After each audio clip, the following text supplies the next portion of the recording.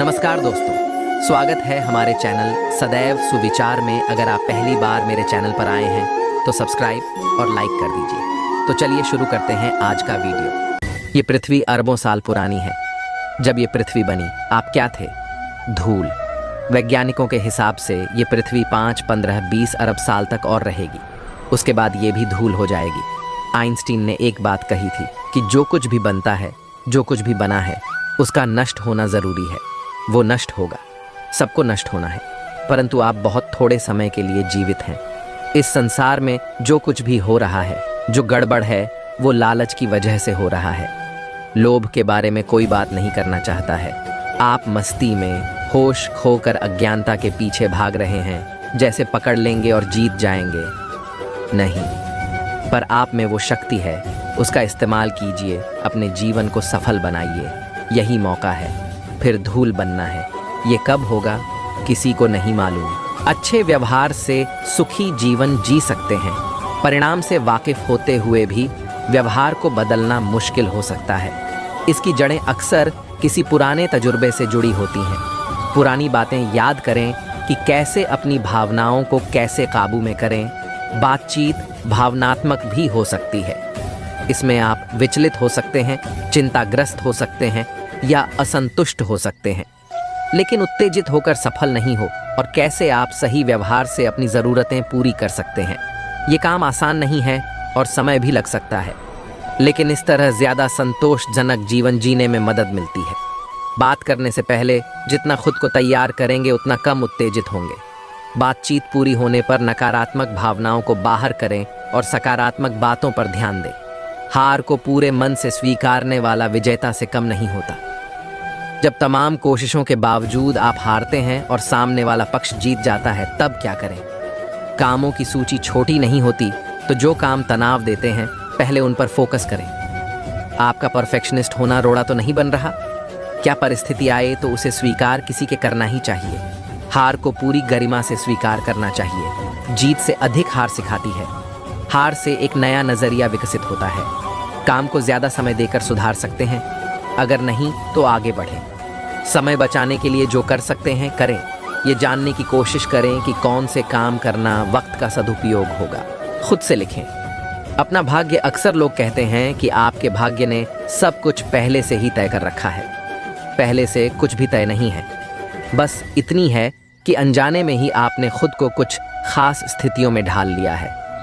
आपके भीतर कुछ आदतें, नज़रिया और प्रकृति बन जाती है और इनके मुताबिक आपका जीवन उसी दिशा में चलने लगता है। ऐसा इसलिए नहीं है कि कोई बाहरी अज्ञात शक्ति आपको उस दिशा में धकेल रही है। जिस भाग्य की बात आप कर रहे हैं वह अनजाने में खुद आपके द्वारा बनाई गई प्रकृति और आदतें हैं। वैसे इन्हें होशो हवास में भी बना आप पूरे हैं। भाग्य अपना काम तो करता है, लेकिन उसकी अपनी सीमाएं हैं। भाग्य अंतिम नहीं है। अगर आप यह जानते हैं कि आप जाना कहाँ चाहते हैं, तो बेहतर यही है कि आप अपने भाग्य को अपने हाथ में ले लें। आध्यात्मिकता की तरफ मुड़ने का मतलब है कि मैं अपने भाग्य को अपने हाथों में लेना चाहता हूँ। इससे कोई अंतर नहीं पड़ता कि मेरे कर्म क्या कहते हैं। तब आप अपने भाग्य की रचना खुद करने लगते हैं। अगर आप अपना जीवन जागरूक होकर जिएं, तो आप अपना भाग्य खुद लिख सकते हैं। हम सभी दिन भर की घटनाओं को रात में अपने दिमाग में दोहराते हैं। इस प्रक्रिया में हम जितनी भी बातें दोहराते हैं, उनमें से 85% बातें वे होती हैं जो हमें चोट पहुंचाती हैं। किसी ने दिन में हमें कुछ बोल दिया, कोई घटना हो गई, झगड़ा हो गया, सब दोहराते हैं। हम घटना को सोचते हैं और उस दर्द से बार बार गुजरते हैं। इसे भूतकाल में जीना कहते हैं। इसके बदले हमें वर्तमान में जीने की कला सीखनी चाहिए। ऐसा इसलिए क्योंकि वर्तमान में पुरानी बातों को सोचने से कोई फायदा नहीं है। बीती हुई बातों पर आपका अब न तो कोई नियंत्रण है और न ही आप उसे सुधार सकते हैं। आप बस चोट लगने के बाद उस घाव को बार बार कुरेद रहे होते हैं और उस दर्द को फिर से जीते हैं। पुरानी बातें याद रखने से बेहतर यह है कि हम उन बातों से ली गई सीख को याद रखें। इसके लिए एक एक्सरसाइज करें। रात को जब आप बैठें तो दिन भर की घटनाओं को दोबारा अपने दिमाग में प्ले करें। स्क्रिप्ट, कलाकार, बैकग्राउंड, घटना सब कुछ वहीं रखें। अब पूरी फिल्म में केवल एक कलाकार यानी कि खुद को चुनें और सोचें कि क्या इस घटना को मेरे द्वारा थोड़ा बदला जा सकता था? क्या जो घटना घटी, बातचीत या बहस हुई, उसे मैं सुधार सकता था? जब आप इस नजरिए से सोचेंगे तो आपको समझ आ जाएगा कि आपने इस फिल्म में अच्छा परफॉर्म नहीं किया। भले ही बाकी कलाकारों ने डायलॉग गलत बोल दिए हों, लेकिन आप चाहते तो इस फिल्म को और बेहतर बना सकते थे। यदि आपने समझदारी से अपना किरदार निभाया होता, उस वक्त शांत रहते, उल्टा जवाब न देते, तो फिल्म इतनी नहीं बिगड़ती। अब आप इस फिल्म को दोबारा बनाएं और इस बार अपनी परफॉर्मेंस को बेहतर करने की सोचें। इस पूरी एक्सरसाइज से आप सीख चुके होंगे कि उस वक्त आपने कहाँ गलती की थी। ऐश यह भी जान गए होंगे कि अगली बार जब ऐसी परिस्थिति आएगी तो आपको कैसे व्यवहार करना है ताकि फिल्म न बिगड़े। अब उस घटना को भूलें और नई सीख के साथ एक नए दिन की शुरुआत करें। बात पते की, यदि आपका भूतकाल दुखों से भरा रहा है और आप बार बार उसे याद करते हैं तो आपका वर्तमान भी दुख से भर जाएगा। बेहतर है कि वर्तमान में जिएं। जब आप किसी व्यक्ति की सुबह की बात दोहराते हैं तो आप उस बात में पिछली सारी बातें भी मिला लेते हैं और छोटी बात को बड़ी बात बना लेते हैं। एक आदमी रात को झोपड़ी में बैठकर एक छोटे से दिए को जलाकर कोई शास्त्र पढ़ रहा था। आधी रात बीत गई। जब वह थक गया तो फूंक मारकर उसने दिया बुझा दिया, लेकिन वह यह देखकर हैरान हो गया कि जब तक दिया जल रहा था, पूर्णिमा का चांद बाहर खड़ा रहा। लेकिन जैसे ही दिया बुझ गया तो चांद की किरणें उस कमरे में फैल गईं। वह आदमी बहुत हैरान हुआ यह देखकर कि एक छोटे से दिए ने इतने बड़े चांद को बाहर रोक कर रखा। इसी तरह हमने भी अपने जीवन में अहंकार के बहुत छोटे छोटे दिए जला रखे हैं, जिसके कारण परमात्मा का चांद बाहर ही खड़ा रह जाता है। जब तक वाणी को विश्राम नहीं दोगे तब तक मन शांत नहीं होगा। मन शांत होगा तभी ईश्वर की उपस्थिति महसूस होगी। खुश रहने के लिए करें खुद की प्रोग्रामिंग कर। एक बच्ची को उसकी माँ ने समझाया, जीवन में खुश रहना सबसे ज्यादा जरूरी है। इंसान अगर खुश नहीं है तो उसका जीवन बेकार है। बच्ची को एक दिन टीचर ने पूछा, बड़ी होकर क्या बनना चाहोगी? बच्ची बोली, खुश हम। इंसान टीचर ने कहा, तुमने मेरे सवाल को ठीक से समझा नहीं। बच्ची ने जवाब दिया, आपने जिंदगी को ठीक से नहीं समझा। दरअसल उसकी टीचर इंजीनियर, डॉक्टर आदि जवाबों की उम्मीद कर रही थी, इसलिए उसे बच्ची का जवाब गलत लगा। लेकिन सच तो यह है कि बच्ची ने ही सबसे सही जवाब दिया। आखिर हम सभी अच्छा डॉक्टर, इंजीनियर आदि क्यों बनना चाहते हैं? हमें लगता है कि यह बन जाने से हमें ढेरों रुपए मिल जाएंगे, अच्छा घर ले लेंगे, जीवन साथी मिल जाएगा, बच्चों को अच्छी शिक्षा मिल जाएगी, कुल मिलाकर हम खुश हो जाएंगे। खुशी, यही तो हम अंत में चाहते हैं। बच्ची ने पहले ही इसका जवाब दे दिया तो क्या गलत किया? हम सभी ने अपनी जिंदगी की प्रोग्रामिंग कुछ इस तरह की है, जब मुझे फलां चीज मिल जाएगी तो मैं खुश हो जाऊंगा, यानी जब तक वह चीज नहीं मिलेगी मैं खुश नहीं होऊंगा। लेकिन क्या आपको पता है, इस तरह हम लक्ष्य नहीं तय करते बल्कि खुशियों को टालते हैं। हम अपनी प्रोग्रामिंग इस तरह क्यों नहीं करते कि मैं हर रोज हर पल खुश रहूंगा चाहे कुछ भी हो जाए। आपको अपना नजरिया बदलते हुए खुद को 24 घंटे खुश रखने की प्रोग्रामिंग करनी होगी। दो दोस्तों को ही लें, दोनों को एक स्थान पर पहुंचना है और बारिश हो रही है। एक दोस्त कहता है, यार बारिश को भी अभी होना था, थोड़ी देर बाद होती तो इसका क्या बिगड़ जाता। भगवान हमेशा मेरे काम ऐसे ही बिगाड़ता है। पूरे कपड़े खराब हो गए, हर तरफ कीचड़ हो गया है, ऊपर से अब सर्दी भी हो जाएगी। वहीं दूसरा दोस्त कहता है, यार क्या शानदार मौसम है, बहुत दिनों बाद बारिश में भीगने का मौका मिला। कीचड़ में उछल कूद किए तो जमाना गुजर गया। आसपास के पेड़ों को देखो कितने तरोताजा लग रहे हैं। भगवान यह पल यहीं रुक जाए तो यह है जिंदगी की असली खुशी के मायने। बात पते की, हम संसर्ग का पीरियड लंबा और खुशी का पीरियड छोटा क्यों बनाते हैं? इस तरह तो हम जीवन के 25% हिस्से में भी खुश नहीं रह पाएंगे। हम सभी दिन में कई बार चिड़चिड़ाहट के शिकार होते हैं। कई लोगों को यह आम बात लगती है, लेकिन यह गंभीर समस्या है। वह इसीलिए क्योंकि जितना ही ज्यादा हम चिड़चिड़ाएंगे उतनी ही हमारी जल्दी डिस्चार्ज होगी, हम गाड़ी ऊर्जा कम होगी, हमारी कार्य क्षमता की बैटरी चला रहे हैं। हमें कहीं जल्दी पहुंचना है और सामने वाला गाड़ी बहुत धीमे चला रहा है, वह हमें निकलने का रास्ता भी नहीं दे रहा। हम चिड़चिड़ाना शुरू कर देते हैं। हमें किसी को तुरंत ईमेल करना है। हम सिस्टम ऑन करते हैं और पता चलता है कि नेट बहुत स्लो है। हम बाल नोचने लगते हैं। हम मीटिंग में बैठे हैं। हमारी बाजू वाली कुर्सी पर बैठा व्यक्ति कुछ इस तरह हिल रहा है कि चरर मरर की आवाज आ रही है। हम चिड़चिड़ाने लगते हैं। दिन भर में ऐसी कई घटनाएं हमारे साथ होती है जो हमारी बैटरी तेजी डिस्चार्ज करती है। इस चिड़चिड़ेपन को कैसे कम किया जाए, इस पर मैं एक सज्जन का उदाहरण दूंगी। वे रंगकर्मी हैं और विभिन्न शहरों में जा जाकर नाट्य प्रस्तुतियां दिया करते हैं। नाटक शुरू होने के पहले वे हमेशा दर्शकों से निवेदन करते हैं कि कृपया नाटक के दौरान अपने मोबाइल फोन बंद रखें। लेकिन जब भी वे मंचन शुरू करते हैं, कोई न कोई फोन बज ही जाता है। जब भी ऐसा होता है, वे मंचन कुछ पल रोककर उस रिंगटोन को सुनते हैं और उस पर झूमते हैं। जब रिंगटोन बंद हो जाती है तो वे उस व्यक्ति को कहते हैं, थैंक यू, आपने इतनी बढ़िया रिंगटोन मुझे सुनाई। मैंने एक बार उनसे कहा, मैं आपकी जगह होती तो बहुत चिड़चिड़ा जाती। आपको चिढ़ नहीं होती? उन्होंने जवाब दिया, पहले मैं भी चिड़चिड़ाने लगता था। मेरे चेहरे के भाव बदल जाते थे। फोन बंद होने के बाद भी मेरे अभिनय में मेरी चिड़चिड़ाहट नजर आती थी। लेकिन फिर मैंने सोचा कि हर बार दर्शक अलग अलग होते हैं। भला अब हम कितने लोगों को सुधार सकते हैं? बेहतर है कि मैं खुद में ही कोई बदलाव करूं, क्योंकि मोबाइल फोन तो मंचन में बजेंगे ही। मैंने तय किया कि अब मैं हर मोबाइल टोन को एंजॉय करूंगा। शुरुआत में दिक्कत आई थी, लेकिन अब मुझे इस पर चिढ़ नहीं होती। मैंने अपनी कमजोरी पर विजय पा ली है। बात पते की है, दुनिया आपके मुताबिक नहीं चल सकती। साथ ही हर व्यक्ति का अपना अलग स्वभाव है। हम लोगों को बदल नहीं सकते।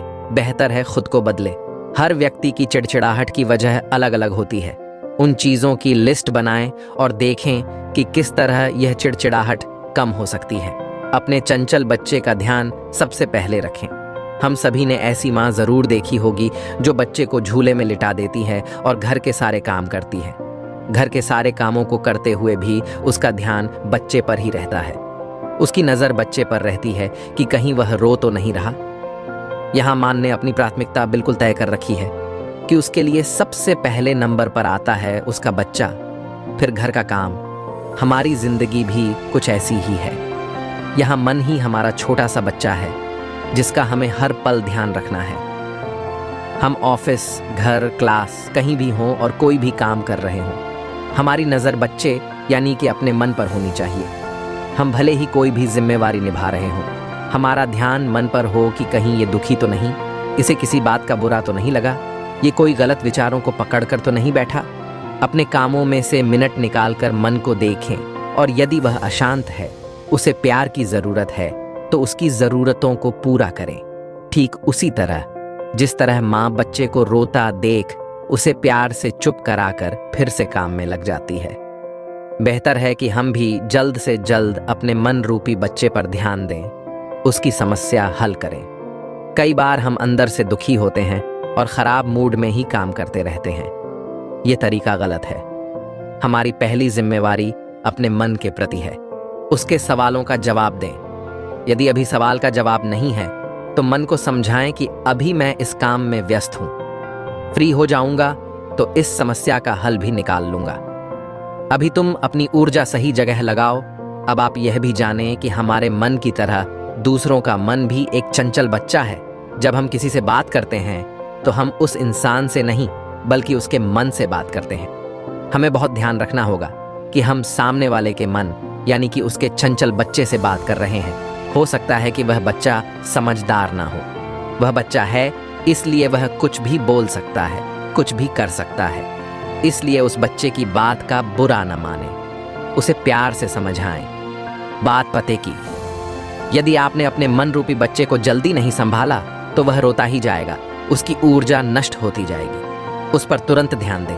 अपनी प्राथमिकताओं की लिस्ट सुधारें। सबसे पहले खुद को रखें, दूसरे नंबर पर परिवार को, अंत में काम को रखें।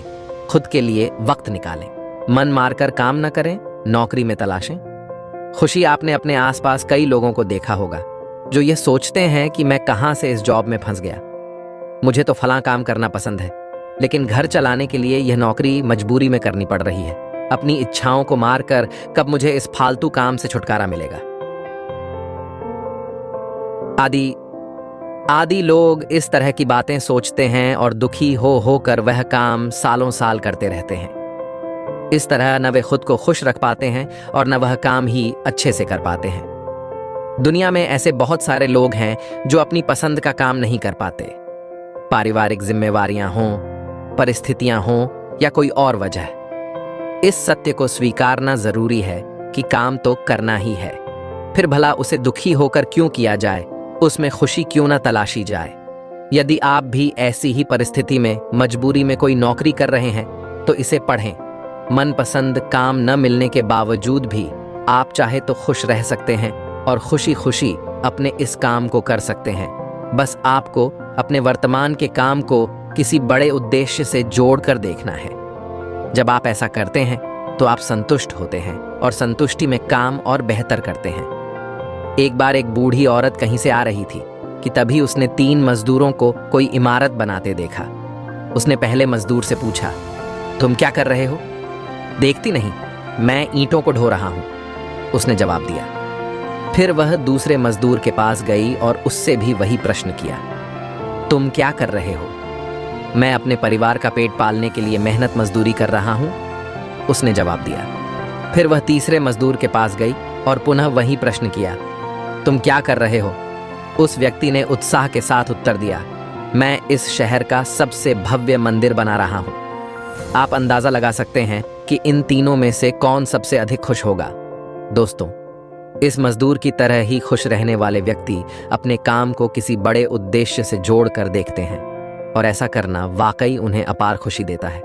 आप भी इसे आजमाएं। बात पते कि आप जो भी काम करते हैं उसके बारे में अच्छा सोचें, उस काम का बेहतरीन पहलू तलाशें, पता लगाएं कि उसमें आपकी भूमिका कितनी बड़ी है। अपने काम को हम खुद महत्वपूर्ण बनाते हैं।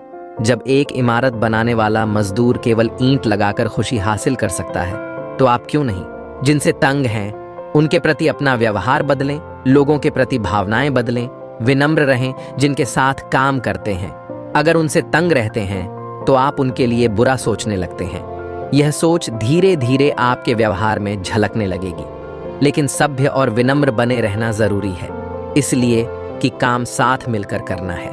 उनके प्रति भावना बदलने की कोशिश करें, उन्हें मदद पूछें। यह आप दोनों के लिए फायदेमंद साबित होगा। माफ करने से इसलिए पीछे नहीं हटना चाहिए। लोग इसलिए माफ नहीं करते क्योंकि इसे लेकर उनके मन में गलतफहमी है।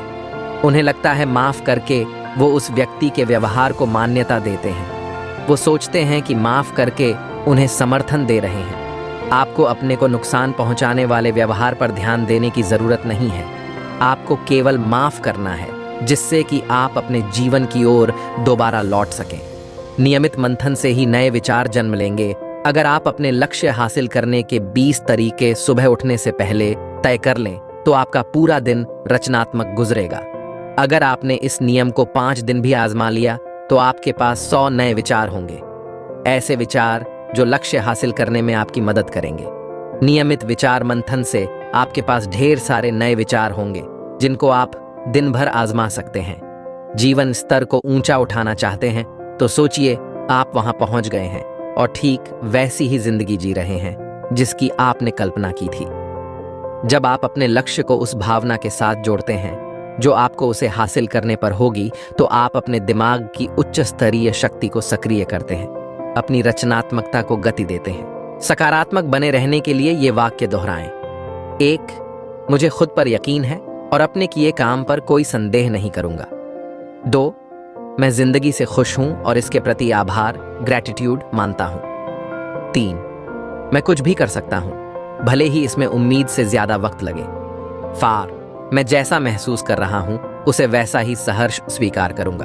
5, खुद को और जिन्होंने मेरे साथ गलत किया उन्हें भी माफ करूंगा। 6, बेहतर भविष्य के लिए रोज एक कदम आगे बढ़ाऊंगा। 7, मेरे पास बहुत अच्छे आइडियाज हैं, मैं उन्हें पूरा होते हुए देख रहा हूं।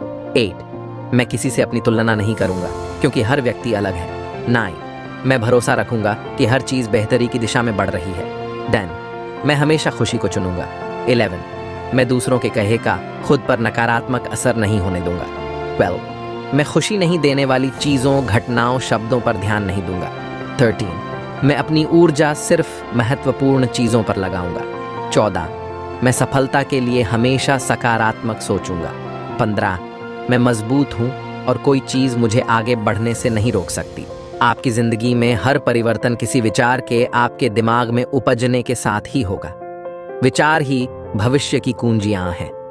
विचारों में ही आपकी तमाम समस्याओं के उत्तर छिपे हुए हैं और लक्ष्य को हासिल करने के रास्ते भी। आपको ज़रूरत है विचारों का जनरेटर बनने की, ताकि आपके दिमाग में लगातार हो रहे परिवर्तनों और आसपास बन रहे मौक़ों के लिए नित्य नए और बेहतर विचार आते रहें। सौभाग्यवश आप मूलतः रचनात्मक होते हैं। यह एक प्राकृतिक गुण होता है। आपका जन्म ही इसके साथ हुआ है। लेकिन रचनात्मकता भी इस्तेमाल के सिद्धांत पर ही निर्भर होती है, जो कहता है अगर आप इसे इस्तेमाल नहीं करते तो इसे गंवा देते हैं, कम से कम अस्थायी तौर पर। अच्छी खबर यह है कि आप इस किताब में दी गई कुछ निश्चित पद्धतियों और तकनीकों को अपनाकर अपनी रचनात्मकता को जागृत कर सकते हैं। आगे बढ़े और पीछे की सोचें। आपकी सोच को बदलने के लिए ज़रूरी है कि आप इस बात को लेकर अपने विचारों और कल्पना को और व्यापक करें जो आप बन सकते हैं। ऐसी बातें जो आप कर सकते हैं और ऐसी भी जो आपको करनी चाहिए थी। हर वो व्यक्ति जो कि अपनी ज़िंदगी में कुछ उल्लेखनीय हासिल करता है, इस बड़ी सोच या दृष्टि के साथ करता है कि उसके लिए क्या संभव है। वे अपने वर्तमान माहौल, अपनी निजी सीमाओं और समस्याओं से ऊपर उठकर खुद की शुरुआत करो। हम जीवन में कोई भी काम तभी करते हैं जब कुछ मिलने को हो, लेकिन जीवन में वे ही क्षण महत्वपूर्ण हैं जब आप कुछ ऐसा करते हैं जिसमें भी नहीं मिलता। जब कुछ मिलने के लिए आप करते हैं तब बहुत क्षुद्र हाथ में आता है। विराट को पाने के लिए कुछ पाने की आकांक्षा नहीं होनी चाहिए, हो तो फिर बाधा हो जाएगी। अगर आपसे कोई पूछे प्रेम किस लिए करते हैं, तो क्या कहेंगे? कहेंगे प्रेम स्वयं में ही आनंद है, उसके बाहर और कोई कारण नहीं जिसके लिए प्रेम करते। और अगर कोई किसी कारण से प्रेम करता हो तो यह सच्चा नहीं है। ठीक वैसे ही ध्यान करने के लिए जब हम पछते हैं कि क्या मिलेगा, वह हमारा लोभ पूछ रहा है मोक्ष मिलेगा कि आत्मा मिलेगी कि नहीं। नहीं, कुछ भी नहीं मिलेगा। और जहां कुछ भी नहीं मिलता वहीं सब कुछ वह मिल जाता है जिसे हमने कभी खोया नहीं, जिसे हम कभी खो नहीं सकते, जो हमारे भीतर मौजूद है। यदि उसको पाना हो तो कुछ और पाने की चेष्टा सार्थक नहीं हो सकती है। सब पाने की चेष्टा छोड़कर जब हम मौन रह जाएंगे तो उसके दर्शन होंगे जो हमारे भीतर निरंतर मौजूद है। उसे पाने के लिए सारी क्रियाएं छोड़कर अक्रिया में हो जाना जरूरी है। यदि मुझे आपके पास आना हो तो दौड़ना पड़ेगा, चलना पड़ेगा। और यदि मुझे मेरे ही पास आना हो तो फिर कैसे दौड़ूंगा और कैसे चलूंगा? दौड़ते हैं दूसरे तक पहुंचने के लिए। अपने तक पहुंचने के लिए सब दौड़ छोड़ देनी होती है। क्रिया होती है कुछ पाने के लिए, लेकिन जिसे स्वयं को पाना है उसके लिए कोई क्रिया नहीं होती। सारी क्रिया छोड़ देनी होती है। जो क्रिया छोड़कर, दौड़ छोड़कर रुक जाता, ठहर जाता, वह स्वयं को उपलब्ध हो जाता है। स्वयं को उपलब्ध कर सब उपलब्ध कर लेना है। और जो इसे खो देता है वह सब पा ले तो भी उसके पाने का कोई मूल्य नहीं। एक दिन वह पाएगा कि वह खाली हाथ था, खाली हाथ है। अज्ञान की स्थिति में सिवाय ध्यान के और कोई मार्ग नहीं है, और ध्यान अज्ञान का कृत्य नहीं है। जब भोजन करने बैठो तो प्रभु को प्रणाम करके उसका धन्यवाद अवश्य करो। मैं आपका दिव्य प्रसाद ग्रहण कर रहा हूँ। मुझे इस लायक बनाए रखना कि मैं अपनी कमाई खाऊं, पाप की कमाई घर में न लाऊं, उसमें बेगुनाहों का खून न हो, किसी के बच्चों का हक न हो। मेरी कमाई पवित्र हो, जिससे मैं पवित्र अन्न को दिव्य प्रसाद के रूप में ग्रहण कर सकूं। मानसिकता आपको कैसे अमीर बनाती है? सच कहें तो आपका पैसा पैसा नहीं बनाता है, आपकी मानसिकता पैसा बनाती है। पैसा बनाने के लिए हमें अपनी मानसिकता को ठीक करने की आवश्यकता है। जब आप अपने दिमाग को खोलते हैं तो और अधिक बहुतायत पैसा बनाते हैं। आप पैसा बनाने के लिए अपने स्वयं के लिए असीमित उत्पादन करते हैं। असली खुशी आपके भीतर ही है। अपने ही शरीर से निकलने वाली सुगंध की तलाश में कस्तूरी मृग जंगल में यहाँ से वहाँ दौड़ता रहता है। वह यह नहीं जान पाता कि सुगंध का स्रोत उसके ही भीतर है। हम अपनी खुशी को लोगों, जगह और चीज़ों से जोड़ते हैं। हम सोचते हैं कि जब वे सभी हमारी इच्छा के मुताबिक हो जाएंगे तो हम खुश हो जाएंगे। जबकि जो खुशी बाहरी चीज़ों पर निर्भर होती है वह बहुत कमज़ोर होती है। जिस क्षण परिस्थितियां बदलती हैं, खुशी गायब हो जाती है। 1 जून 2013 में आई भयानक बाढ़ ने उत्तराखंड अनेक भवनों व निर्माण को ध्वस्त कर दिया। टीवी की एक टीम परेशान लोगों से बात कर रही थी। अचानक से कैमरा बेघर हुई एक महिला की ओर मुड़ा, लेकिन वह भगवान शिव को धन्यवाद देने में व्यस्त थी, क्योंकि उसके पति, बच्चे और नाती पोते सुरक्षित थे। तबाही के बीच यह महिला सकारात्मकता, उम्मीद और संतुष्टि से भरी थी। यहाँ रहस्य क्या था? यह सिर्फ उसके सोचने का तरीका था। परिस्थितियां दुखद थीं, लेकिन अपने नुकसान पर ध्यान केंद्रित करने की बजाय वह इस हालात में भी जो अच्छा दिख रहा था उस पर ही ध्यान केंद्रित कर रही थी। इसीलिए कहा जाता है कि दर्द को टाला नहीं जा सकता, लेकिन दुख एक विकल्प है। दर्दनाक स्थितियों से कोई नहीं बच सकता, लेकिन कोई भी हमें दुखी होने के लिए मजबूर नहीं कर सकता। सफल लोग अपने मानसिक संसाधनों को ठीक से रखने की क्षमता की वजह से खुद को बाकी लोगों से अलग दिखाते हैं। वे खुश व प्रेरित रहने के लिए अपने विचारों को न्यायोचित तरीके से चुनते हैं। मस्तिष्क इतना महत्वपूर्ण क्यों है? खुशी और दुख दोनों ही मानसिक स्थिति की वजह से महसूस होते हैं। सकारात्मक विचार दिमाग और आत्मा दोनों के ही लिए लाभदायक। उदाहरण के लिए दया, बलिदान, दूसरों की सेवा जैसे कार्यों के बारे में सोचना हमें अच्छा महसूस कराता है, जबकि इसके उलट किसी को नुकसान पहुंचाने या मतलबी व्यवहार से नकारात्मक विचार आते हैं और खराब महसूस होता है। इसीलिए दिमाग ही अकेला ऐसा कारक है जिससे हम जिंदगी की दिशा व गुणवत्ता तय कर सकते हैं। मानसिक शांति अब वास्तविक क्यों लगती है? जब हम हर चीज का आकलन अपने स्वार्थ के चश्मे से करते हैं और जब चीजें हमारी उम्मीद के मुताबिक नहीं होती हैं, हमारा अहम नकारात्मक विचार पैदा करता है। बार बार नकारात्मक विचारों पर ध्यान केंद्रित करने से धीरे धीरे हमारा दिमाग ऐसे संदेशों को पसंद करने लगता है, और जब तक हमें इसका एहसास होता है यह आदत बन चुका होता है। कूड़े से भरे बगीचे की तरह एक अशांत मस्तिष्क लगातार अनुत्पादक विचारों को उत्पन्न करता रहता है, और इससे अवचेतन के स्तर पर गलत धारणाओं का समावेश होता है। इसीलिए हम में से अनेक अपनी जिंदगी में लगने वाले धक्के के लिए दूसरों को या हम ईश्वर में विश्वास तक खो सकते हैं या अध्यात्म दूर हो सकते हैं। इससे न तो समस्या का समाधान होता है, न ही मानसिक शांति मिलती है। आज प्यार की जगह लोग एक दूसरे से नफरत कर रहे हैं। इसका कारण है कि जिसने जीवन में असली प्यार को कभी महसूस ही नहीं किया, जो प्यार को जानता ही नहीं है, वह तो नफरत से ही प्यार करेगा। हमने नफरत से प्यार करना सीख लिया है। प्यार से प्यार करना हम जानते ही नहीं हैं। हम अपने आप से, जो हमारे अंदर मौजूद शक्ति है, उससे प्यार करना नहीं सीखेंगे तो फिर हम किससे प्यार करना सीखेंगे? हमने अपनी आशाओं से प्यार करना सीखा है। जब हम घर आते हैं तो हमारी आशा रहती है कि बढ़िया खाना खाने को मिलेगा, परंतु ऐसा नहीं होता है। तब हमारा प्यार कहाँ चला जाता है? आप अपने बेटे से प्यार करते हैं, और अगर आपका बेटा स्कूल में फेल हो जाए तो आपके प्यार को क्या हो जाता है? प्यार करना सीखिए, अपने भीतर आने जाने वाली सांस से, इस जिंदगी से। जब प्यार करना सीखेंगे तो प्यार क्या होता है समझ में आएगा। अभी आप प्यार करते हैं रिजल्ट से, बढ़िया खाने से। ग्रीस दार्शनिक सुकरात ने कहा है कि अगर आपको वो न मिले जिसे आप चाहते हैं तो आपको दुख होगा, और आपको अगर वो मिल जाए जिसे आप नहीं चाहते तब भी आपको दुख होगा। आपको अगर वो मिले जो आप चाहते हैं तब भी आपको दुख होगा। इस संसार में हर एक चीज बदल रही है, पर हमें बदलना पसंद नहीं है। हम नहीं चाहते कि कोई चीज बदले, पर हर एक चीज को बदलना है। जब आप खुद अपने भीतर देखने लगते हैं कि इस संसार को बनाने वाला स्वयं आपके अंदर है, उस दिन आपका जीवन बदल जाएगा। बदलती हुई चीज से प्यार करना बड़ा मुश्किल है, परंतु एक चीज है जो बदलती नहीं है।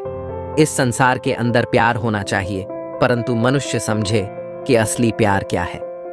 जब असली प्यार को समझेगा तब वह सचमुच में प्रेम कर सकता है। जिस दिन मनुष्य को अपने आप से प्यार हो जाएगा, उस दिन नफरत नहीं, सिर्फ प्यार ही प्यार होगा। एक बार सुकरात भ्रमण करते हुए एक नगर में गए। वहां उनकी मुलाकात एक वृद्ध सज्जन से हुई। दोनों आपस में काफी घुल मिल गए।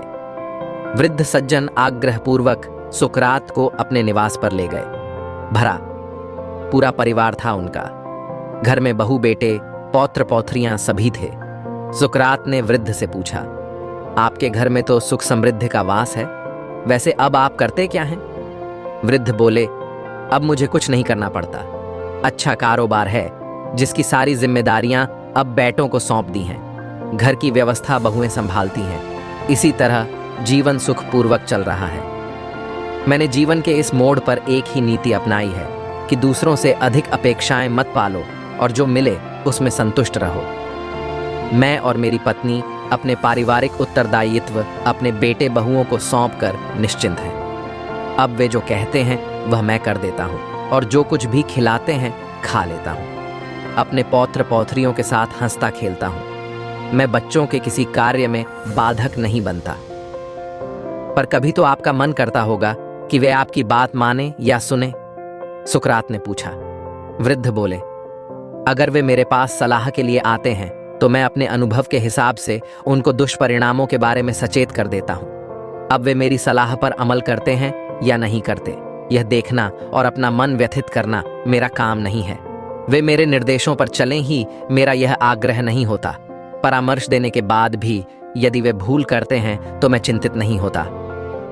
बुजुर्ग सज्जन की यह बात सुनकर सुकरात बहुत प्रसन्न हो गए और बोले, इस आयु में जीवन कैसे जिया जाए यह आपने सम्यक समझ लिया है।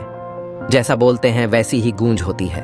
दुनिया व जीवन का हर खेल इच्छा शक्ति के सहारे ही चलता है। इच्छा शक्ति वह ताकत है जिसके सहारे एक अपंग भी शिखर चूम सकता है। वजन घटाने के लिए अनेक व्यक्ति प्रयास करते हैं, पर इच्छा शक्ति के अभाव से उन्हें असफलता मिलती है। अन्यथा जो व्यक्ति अपना सिर बाएं से दाएं हिला सकत, वह अपना वजन भी घटा सकता है। यही सच है। इच्छा शक्ति इसी क्षण मात्र का विस्तार है। हाँ या न कहने में जितने क्षण का समय इसी क्षण पा लेता है, अर्थात एक क्षण में भाग्य तय हो जाता है। इससे स्पष्ट है कि यदि किसी ने तय कर लिया कि यह काम नहीं करना है, यह आदत अपने पास नहीं रखनी है, तो उसके साथ अपनी इच्छा भी जोड़ लें। इच्छा शक्ति मन रूपी नदी पर एक बांध है। इसके द्वारा अपने लक्ष्य का बहाव सफलता की ओर कर सकें तो हमारा